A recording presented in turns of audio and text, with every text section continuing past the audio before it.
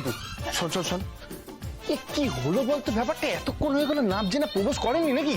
আরে সেটা তো আমিও ভাবছি, ধ্রুব ভাইয়া কি বললো, ওখানে কি হচ্ছে সেটা জানার জন্য তো আমারও মনটা আকুপাকু করছে। আরে আমি তো अरे बच्चे लोग टेंशन नहीं करने का, टेंशन नहीं करने का। আরে বাবা, দুটো মনেই প্রেমের আগুন লেগে গেছে। আমাদের পেট্রোল ঢালার কাজ ছিল, আমরা ঢেলে দিয়েছি। দাউ দাউ করে এবার আগুন জ্বলবে, দেখতে থাকো। তার আঁচ আমাদের গায়ে এসেও লাগবে।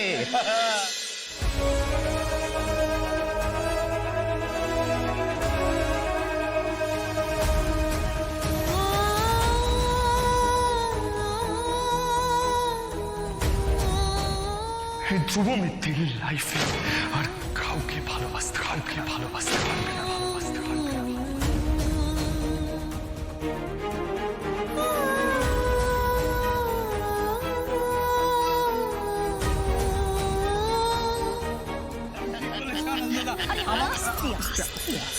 আস্তে আরে বাবা, ওরা দুটো মানুষ, হ্যাঁ ওরা একসঙ্গে হয়েছে, একটু মনের কথা বলবে, একে অপরকে জানবে বুঝবে।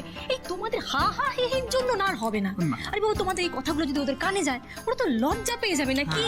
শোনো শোনো শোনো, এদিকে শোনো। আরে তুমি এত চিন্তা কেন করছো? দেখবে সব ভালো হবে।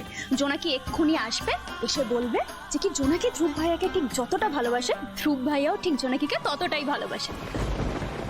এই মানুষগুলো কত আনন্দ করছে এই ভেবে যে আমি নাতিবাবুকে আমার মনের কথা বলে দিয়েছি, আর নাতিবাবু সেটা মেনে নিয়েছেন।